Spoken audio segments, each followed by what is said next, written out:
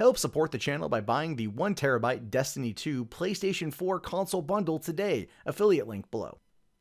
Hey, what's going on, everybody? My name is Matt Jarbo. This is 3 Buck Theater, and this weekend, Netflix's adaptation of Death Note hit the streaming service, and it has not been received very well. A lot of critics are not really enjoying it. Fans are kind of divided on it. I actually liked it. My review's already out. But Netflix is open to a sequel if you guys are. That's the interesting thing. They were actually kind of already open to a sequel when they accepted the pitch from Adam Wingard. He wanted to do it as a 2 to 3 movie series. He wanted to make it basically a trilogy.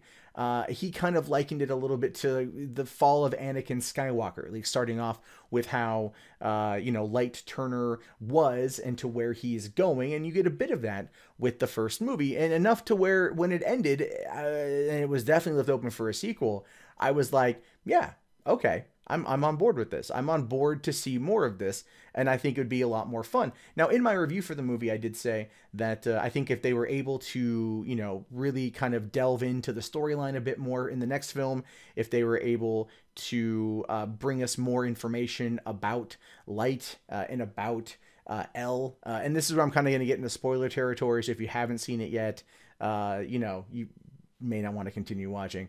But anyway, basically with L's character, we get a tidbit of information about him being part of this, being raised in this orphanage that is meant to create the world's greatest detectives. And of course, the orphanage is abandoned, and Watari, his assistant, goes back there, and that's where he meets his demise in a kind of a weird way. But, you find out a bit more about this place. To find out more about this place would definitely flesh that part of the story out, because it kind of came out of nowhere. All of a sudden, Watari's just like, yeah, he's at this orphanage. It's all for kids who are going to become the world's greatest detectives. And then at no point did Light just go, wait, it's a school for Batman? He just kind of went, oh, okay. Go get me his name. Didn't even ask any follow-up questions. And as I stated in my review, makes kind of some sense given the fact that, he's wielding a death note provided to him from a death god. So really anything's up for grabs at this point in time. But there are controversies surrounding this movie, not just with the source material, but with the accusations of whitewashing. It's one of those things we're hearing a lot more about these days. People who are upset at Marvel for casting Finn Jones as Danny Rand when he should be Asian American. Well, no, the character is white in the comics, so that was an accurate portrayal. In this particular situation, out of the anime and the manga, these were clearly Japanese students, Japanese people, so why not have it set in Tokyo or Kyoto or whatever, and then have it all be with Japanese actors. And basically the way Adam Wingard described that was, think of it very similar to The Departed or other adaptations from Japanese films. They're using American actors or white actors, so on and so forth, in order to set it to that time. I mean, there's basically that. And again, I see what he's saying there, but at the same time, and this is just kind of a side thing, they are doing a feature-length version, or a feature film version, live-action version of Full Metal Alchemist in Japan, starring Japanese actors, and no one has batted an eye to that, even though the fact that that story takes place in Europe, and it's very much with white people, and no one cared about the Japan washing there. I'm being facetious to make a point. It's just no one cared. It's an adaptation. Things are going to change. Where you shoot the movies, where you're probably going to have the biggest change in that regard. So there's been that controversy, but ultimately people just need to let that the hell go.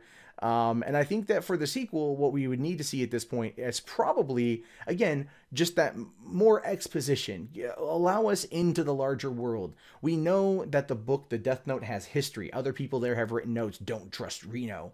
Don't trust Ryuk. Don't trust this. Don't trust that. And there's, one of those things where it's that's going to play into it. Light doesn't like Ryuk, doesn't trust Ryuk.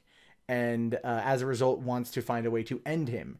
And that, he even says, there's a line of dialogue in there. He goes, oh, people have only been able to get 2 names or 2 letters of my name. They haven't gotten the rest. It's just so weird because he has a 4-letter name.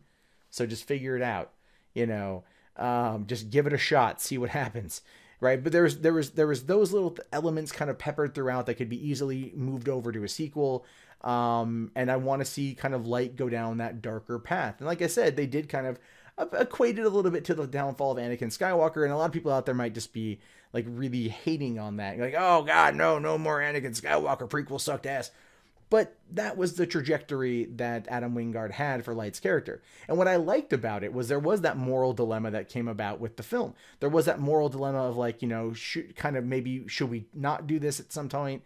Once they realize they've gone too far, but they've gone too far for what they believe to be a good cause. Whereas in the original, you know, in the anime, in the manga, Light is this, you know, he's kind of like he's a narcissistic douchebag who wants to be a god and is given the power to do so. Here you have a normal teenager who is, you know, very upset at the world for how it handles crime, for how it handles, you know, criminals getting away. And that's one of his motivations for doing this sort of thing. Bad people get away with bad things, and he wants to rectify that. And that, again, is a lot of what went into the movie. And then, of course, there was the shift with Mia and everything else. And then there was a grab for power. You know, and again, it boils down to the concept of absolute power corrupts absolutely. So that's the way I see it here, is that's kind of how the story is unfolding.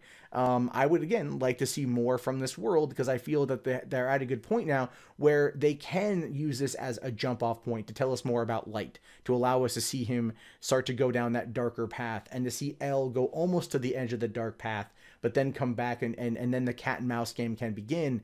They know who each other are, they know what each other can do, and they can then battle each other as a way of trying to, you know, stop. Like Light can continue his journey to try to reshape the world as the god Kira, and Elle can then try to stop him. And this time he's, you know, he's allowed himself to kind of give in to the anger and the emotion, something that's not going to allow him to do his job effectively. So there are elements there that they can really work with, and I'm excited to see more. I know that sounds odd, and this video probably won't be very well received by fans of everything, but because this is an adaptation and they're kind of taking it in a different direction, I'm not wholly against it. I think that if done well, and it probably won't be Adam Wingard doing it simply because he's doing Godzilla versus King Kong next for 2020 for Universal, but they could probably find somebody else, maybe get a different scriptwriter in there, really flesh out these parts and tell us this story. And if they want to make it like, you know, another movie or two more movies to round out a trilogy, I'd be okay with that too, but the likelihood of them doing a trilogy is minimal. They'll probably end up doing something where this picks up a few months later, or maybe a year later, and each character is slightly different, and then they're able to use those as building blocks to build the tension to their ultimate clash, and then also the final conclusion. So again, it'd be very interesting to see what happens. I know that in the original manga, Elle is killed and then replaced with somebody else. And then people tell me after that, like, don't ever read past that. That's crap. When Elle dies, don't even listen. Just, you know, when Nia comes in, fuck them, you know. And so I get that. But we have an opportunity here to build off these characters who might have had a rocky start, but could ultimately have a pretty kick-ass conclusion. But what do you guys think about this? Is it worth going back into the world? Should they do it? Should they not do it? I want to know your guys' thoughts. Let me know in the comments below. My name is, of course, Matt Jarbo. This has been $3 Theater. I'll talk to you guys later. Have yourself a great day. Peace out.